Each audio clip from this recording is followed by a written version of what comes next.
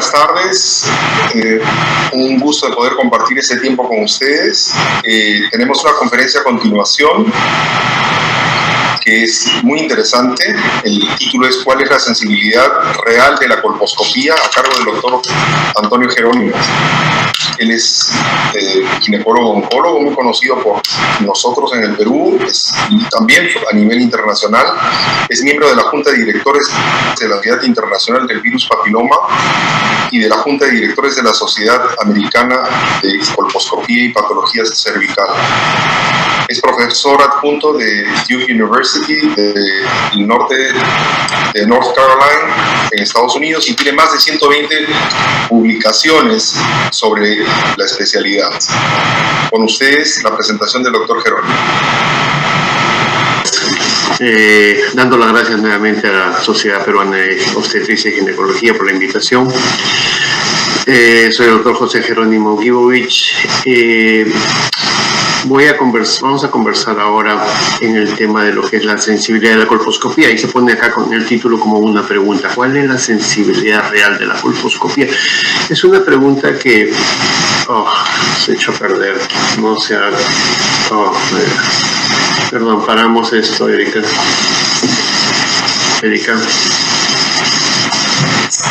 Sí, doctor. A mirar realmente los casos, hemos empezado a encontrar los casos en que la colposcopía no los estaba detectando como esperábamos, ¿no? Entonces, vamos a conversar un poco de esto. Yo soy consultor del Instituto de Cáncer de los Estados Unidos, pero no en esta presentación todo es a título personal, no es a nombre del Instituto de Cáncer. Hasta ya dije esto, hasta el 2019 yo fui consultor de diferentes compañías privadas, pero mi posición actual con el Instituto de Cáncer de Estados Unidos no me permite estar involucrado con ninguna compañía que desarrolle vacunas o que desarrolle o experimente con pruebas diagnósticas. ¿Okay? Bueno, este artículo fue una invitación de la revista del American Journal of Gynecology and Obstetrics. En el año 2005, por casualidad, entramos en contacto con uno de los editores allí y conversando sobre el tema de colposcopía, me pareció interesante poder hacer una revisión de lo que estaba pasando con la colposcopía, que ya se estaba presentando algunas preguntas, y me invitó a hacer un artículo de opinión en este sentido, y que salió publicado en el 2006. Sí, en el 2006. El título básicamente lo que dice es la colposcopía en la encrucijada. ¿A qué se refiere esto? En que ya se estaba comenzando a plantear algunos puntos, y les voy a mencionar acá en el resumen algunos puntos que yo creo que son críticos para entender lo que ya se estaba pensando en esos años, estamos hablando hace 15 años atrás, y que ahora se hace cada vez más evidente, ¿correcto? Este es el resumen, y uno de los puntos acá es muy claro, que dice: las nuevas técnicas de detección que se están desarrollando nos ha permitido conocer mucho más lo que es el virus del papiloma y su historia natural. Y eso ha empezado a cuestionar el rol que se tenía en ese momento, la citología y la biopsia dirigida por colposcopía. Ya se comenzó a cuestionar ambos. La citología ya se venía cuestionando desde un tiempo atrás. Igualmente, hace décadas atrás pensamos que la citología era muy, muy infalible, pero luego comenzamos a ver que no, que también tenía sus limitantes, y ahora ya es conocido, que tanto es así que ya incluso en la Organización Mundial de la Salud ya no es el método inicial de elección, sino que ya ha sido reemplazado, y es esperable, es la evolución de la medicina. No podemos esperar que la citología, que ha sido descrita hace más de 60 años atrás, 70 años atrás, siga siendo vigente en este momento. La tecnología avanza, ¿no? Es comprensible. Lo mismo ocurre acá con la colposcopía, que ya tiene casi 100 años de haberse descrito, desarrollado. ayudó mucho, pero hay que empezar a ver cuáles son las limitantes. No queremos echarnos abajo la colposcopía, ¿no? Como lo vamos acá mismo, en este mismo resumen, que es el artículo de 2006, podemos ver. Acá continúa diciendo, la prueba del BPH tiene una muy alta sensibilidad, pero tiene una especificidad y valor predictivo positivo que son pobres. Piensen eso, la prueba del BPH es muy sensible, detecta más del 90-95, una buena prueba de BPH, no cualquier prueba de BPH. Detecta más del 90-95% de los casos versus 50% de la citología. Pero tiene poca especificidad. ¿A qué se refiere? Que hay ver casos positivos de BPH, pero que todavía no tienen enfermedad. Tienen la infección, pero no tienen la enfermedad. Entonces, por eso se dice que su especificidad no es pobre. Pero sí es muy sensible. Y como médicos a nosotros nos interesa, como primer pasaje, como primer screening, una prueba que podamos saber que estamos por lo menos separando un grupo de pacientes, de mujeres, donde sabemos que está la gran mayoría de casos de precáncer y cáncer. Entonces, eso es el valor de la prueba del BPH. Pero acá continúa diciendo, esto hace aún más importante el rol de la colposcopía para identificar con precisión a las pacientes que requieren tratamiento. ¿A qué se refiere? La primera prueba es muy sensible, la prueba del BPH es muy sensible, detecta un grupo de mujeres, reduce del 100% de mujeres que estamos tamizando, lo reduce quizás a un 10%, a un 15%, de cada 100, 15 o 10. Pero en esas 10 o 15 tenemos que tener pruebas para poder definir cuál tiene solamente infección y cuál ya tiene una enfermedad de precáncer o cáncer. Por eso es importante poder enfatizar la importancia de la colposcopía, ¿no? Y continuamos diciendo, pensamos que las deficiencias creemos que las deficiencias de la biopsia dirigida por colposcopía se debe evaluar, en particular la selección del área de biopsia, porque si no seleccionamos bien el área de la biopsia, la sensibilidad para detectar de la colposcopía para detectar ya el NIT3 va a bajar. Y esto es sumamente importante. ¿No? Tenemos que pensar que yo cuando estaba en formación, y eso ya les debo haber compartido a algunos de ustedes, cuando yo estaba en entrenamiento, me recuerdo que a veces uno era cuestionado, ¿no? ¿Por qué tomas 2 biopsias si con una es suficiente? Si tú tomas 2 biopsias es porque no estás confiando en tu ojo, no estás confiando en lo que ves, no, entonces tienes que entrenarte mejor. Estamos hablando de hace varias décadas atrás. Eso también ya se ha cuestionado, ¿no? Lo que buscábamos en este artículo entonces era empezar a abrir ese debate que ya hace casi 20 años ya estaba vigente, ya venía siendo vigente y aún ahora es aún más vigente, como lo vamos a poder ver en un momento. La pregunta sería entonces, ¿por qué los reportes iniciales de hace varias décadas atrás nos decían que la colposcopía era tan sensible? Y hay una cosa muy importante ahora que ya conocemos más acerca de los estudios clínicos. Tenemos que ser muy cuidadosos cómo se diseña un estudio clínico, ¿correcto? Ahí pueden haber sesgos y ese es uno de los primeros, tener cuidado con el sesgo. Si yo no selecciono bien y super selecciono los pacientes que voy a evaluar, no tengo o sea, en vez de mirar todo el bosque, estoy mirando unos cuantos árboles. Tengo que mirar todo el bosque. Tengo que hacer una selección que me permita tener certeza, no absoluta, no hay nada absoluto, pero certeza de que por lo menos en ese grupo que se está estudiando es donde va a haber la mayor cantidad de casos. ¿Ok? Veamos, no hay un sesgo. Un sesgo puede ser en la selección y puede ser en la evaluación, puede ser en qué cosa lo que evaluamos. Veamos algunos ejemplos muy rápidamente. Vamos por el tiempo directamente, son imágenes de un caso con una lesión acetoblanca bastante bien delimitada en la zona de transformación. Ven ustedes, no puse la magnificada, pero Se ven áreas de mosaico.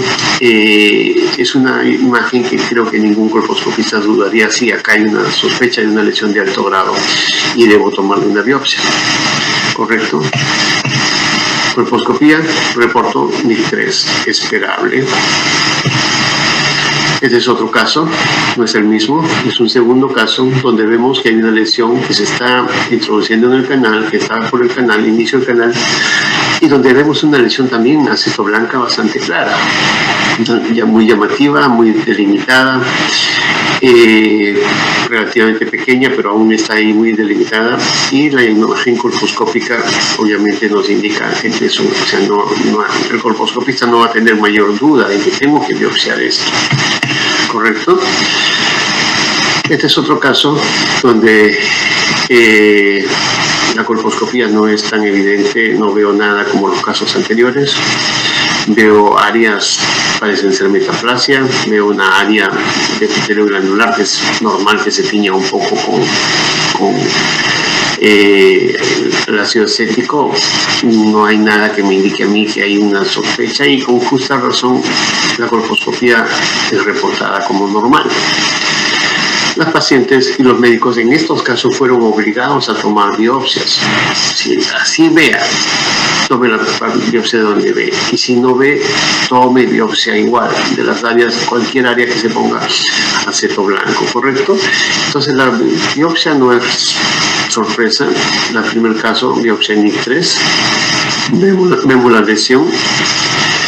En el segundo caso, la biopsia es negativa. Correcto, entonces yo recuerdo estos casos que el colposcopista veía algo muy evidente y el patólogo reportaba negativa, porque cuando estaba en formación también había un doctor muy querido que cuando pasaban estos casos iba y le decía al patólogo, pero ¿cómo puede usted reportarme? Claro, no en esos términos tan amables. ¿Cómo puede usted reportarme que esta biopsia es negativa cuando yo lo he visto? Allí está la lesión, es visible. Entonces, ahora sabemos que hay lesiones que pueden tener apariencia que nos hace sospechar de una lesión, pero que la biopsia con múltiples cortes, estos son pacientes muy bien estudiados, con múltiples cortes, con múltiples evaluaciones histológicas, muestra que no hay lesión. Y en el último caso nos reportan NIC3. Entonces empezamos a ver que no todo lo que parece ser NIC3 necesariamente NIC3 y todo lo que no parece NIC3 es necesariamente normal, si no tenemos casos. Entonces esto es el punto, esa es la línea gris, ese es el área gris donde estamos nosotros navegando. Podemos decir que en un muy buen porcentaje de casos de NIC3 vamos a tener lesiones que no hay duda que estamos viendo algo, pero hay un porcentaje significativo de lesiones de NIC3 que puede confundir al colposcopista. Siguiendo en el tema de por qué es que algunos reportes pueden mostrar sensibilidades sensibilidades más elevadas que lo normal, que lo que ahora se sabe que es normal, es que tenemos que, como dije hace un rato, tenemos que tener certeza que estamos evaluando los casos y que no vamos a perder casos. Por eso que la sensibilidad se calcula de manera más precisa si toda mujer con resultado positivo en el tamizaje de PBH o citología en cualquier prueba tiene una evaluación colposcopémica y tiene biopsia. Es necesario tener biopsia aún si el colposcopista no cree que el área amerite una biopsia. Hay que tomar una biopsia, ¿correcto? O quizás más de una biopsia, y eso lo vamos a ver en un momento también. Entonces hay que evitar el sesgo de verificación. ¿Por qué? Porque ahora ya sabemos más que no hay esta correlación. Esta diapositiva siempre la traigo a votación porque es muy esquemática. No necesariamente la imagen que vemos acá colposcópica se relaciona con la severidad de la lesión.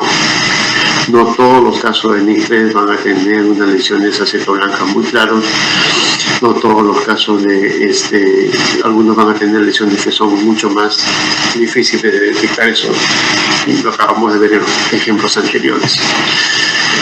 Otro de los temas que estamos viendo, que es importante ya desde esos años, esta es una publicación de Mark Sherman y el mismo equipo de la NCI del Instituto de Cáncer de Estados Unidos del año 2003, donde ya se comenzó a mirar por qué algunos casos de NIC3 el colposcopista no lo veía. Y Mark Sherman comenzó a hacer la medición sistemática de los casos, la medición del tamaño de las lesiones, y lo que se pudo determinar ya en ese momento era que las lesiones de NIC3, que ya eran detectadas por la prueba de BPH, que ya se veía que había una positividad en nuestra prueba de tamizaje, pero que el colposcopista no lo había visto, no lo había determinado como caso, eran más pequeñas que el problema. ¿Ok? ¿Por qué?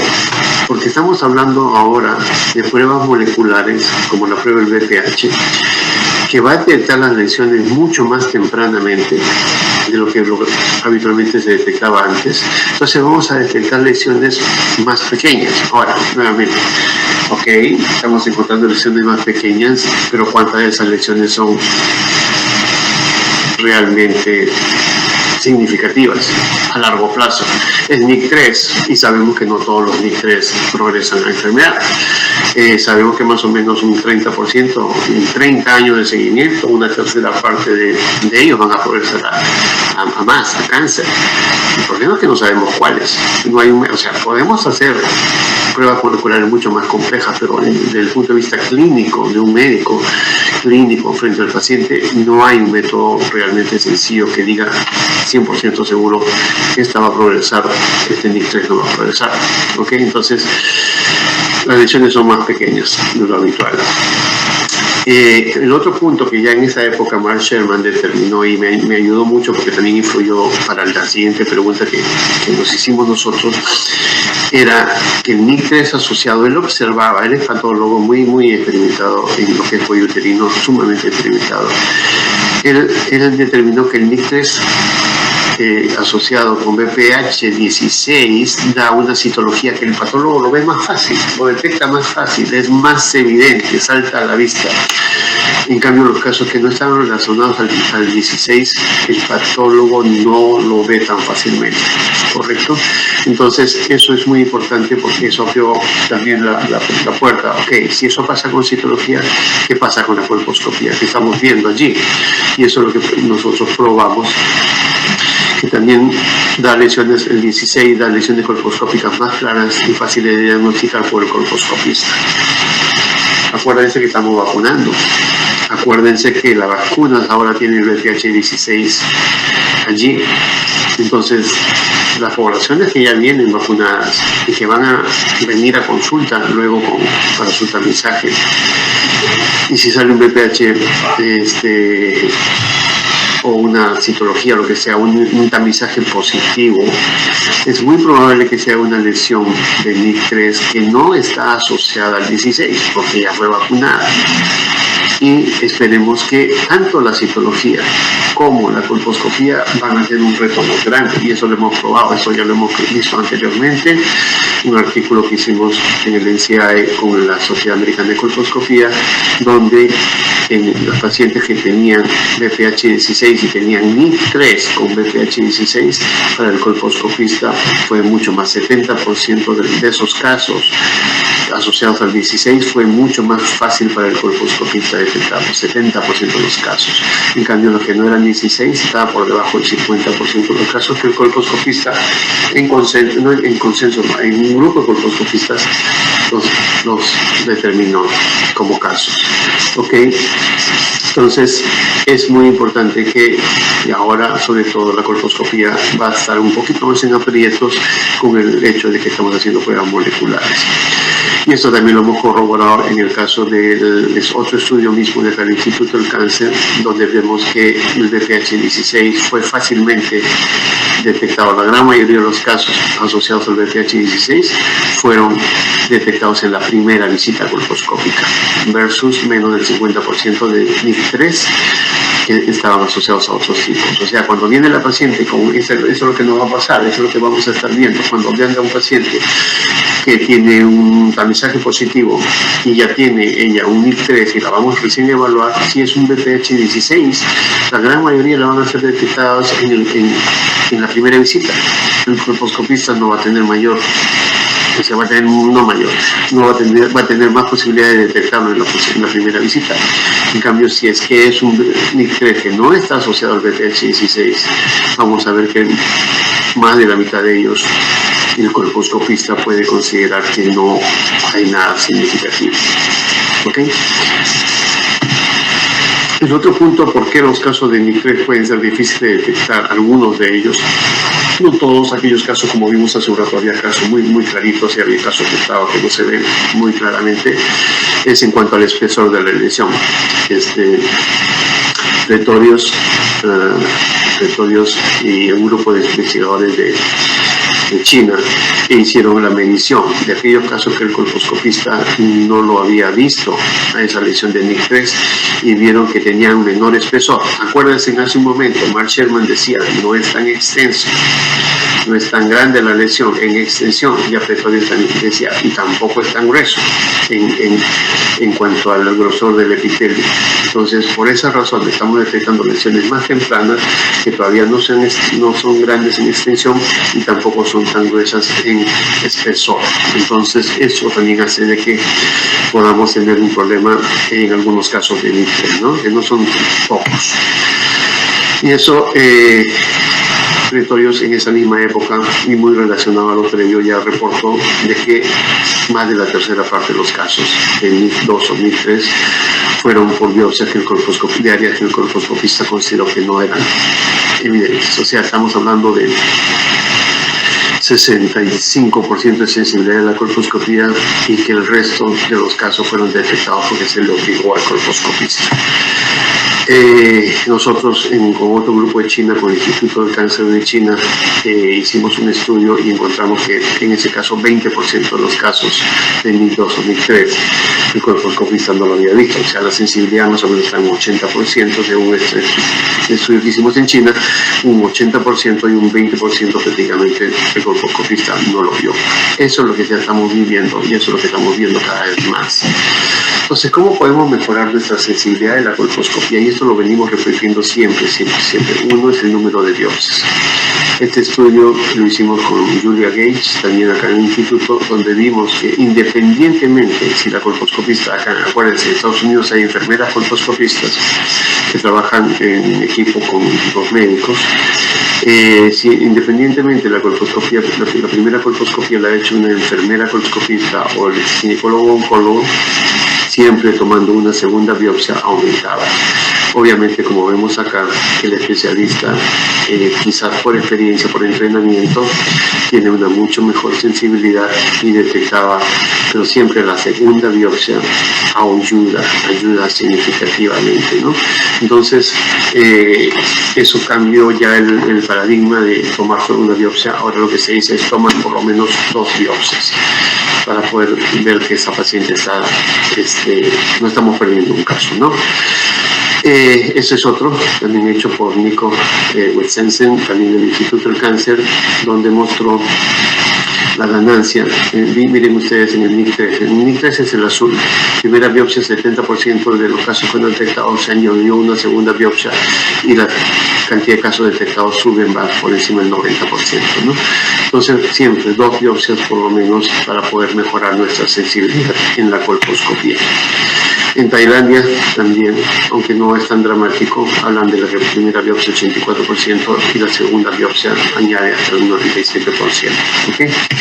Entonces eso ya va mejorando nuestra certeza. La pregunta entonces es, ausencia de cambios visibles, pero tengo pruebas moleculares positivas, ¿qué hago? ¿Okay? Ausencia, tenemos que tomar decisiones en ausencia de cambios colposcópicos visibles. Y esto le voy a dar un ejemplo interesante de un estudio que se hizo con una prueba de 6 que estaba en experimentación. Es una prueba donde básicamente detecta la proteína 6, que es una proteína que ya nos está indicando a nivel molecular que ya están habiendo los cambios precancerosos. de displasia severa en el caso, por lo menos displasia severa. Y se vio que los casos que habían tenido una prueba de E6 positiva en NIT2, NIT3, desarrollaron casos de NIT2, NIT3 en los siguientes, la mitad de ellos en el siguiente año, ¿no? Entonces, es muy importante. Ya estamos viendo casos muy pequeñños detectados por pruebas moleculares donde todavía el ojo humano no lo está viendo. Eso es muy importante porque, como mencioné en la otra charla que he presentado en este congreso, estamos trabajando en inteligencia artificial, y para inteligencia artificial estamos viendo de que todos los pasos que se siguen en cuanto a, si quieren tener más, lo pueden ver en la otra presentación, para poder hacer el análisis en milésimas de segundo del cuello uterino por medio de inteligencia artificial. Lo que nosotros requerimos allí es que entrenar a la máquina, a la computadora, pero para entrenar a la computadora necesitamos casos, no solamente los casos bien visibles como este de acá, sino necesitamos casos, todos los casos de NIT3, los que fueron muy evidentes y los que no fueron muy evidentes, ¿correcto? Entonces eso es importante, la biopsia, los casos que tienen biopsia, todos los casos con biopsia nos sirven nosotros para inteligencia artificial. Eso es muy importante. En resumen, ya el tiempo se me acaba. La colposcopía sigue siendo, no hay nada que reemplace actualmente la colposcopía. Va a haber inteligencia artificial, sí, sabemos, pero no hay nada que reemplace a la colposcopía. La colposcopía en un sitio, un buen centro, está en el rango entre un 70 a 80% de sensibilidad en un buen centro, que no sabemos qué pasa en otros centros. Y es importante tomar biopsias de pacientes con pruebas positivas, aun si la colposcopía no es necesariamente tan evidente como esperábamos. Entonces, ¿cuál es la sensibilidad de la colposcopía? Hay cada vez más y más evidencia que estamos en el rango del 70-80% en unos buenos centros con buen entrenamiento, y tenemos que ser conscientes de eso. No estamos diciendo que la colposcopía no sirve, estamos diciendo que la colposcopía es lo mejor que tenemos, pero tenemos que saber sus limitantes. No podemos seguir creyendo que es infalible, ¿no? Podemos mejorarlo, claro, podemos mejorarlo sospechando de casos de NIT3, así las lesiones no sean muy evidentes, considerando lo que la paciente nos trae, que puede ser una prueba de pH positiva o que puede ser otros exámenes positivos, ¿no? Entonces es muy importante eso. Muchas gracias. Para recordarles, 4 de marzo, todos los años, 4 de marzo de 2021 no es la excepción, Día Internacional de Concientización del BPH. Cualquier consulta, pregunta, por favor, me escriben a este correo. Muchísimas gracias. Muchas gracias, doctor Jerónimo.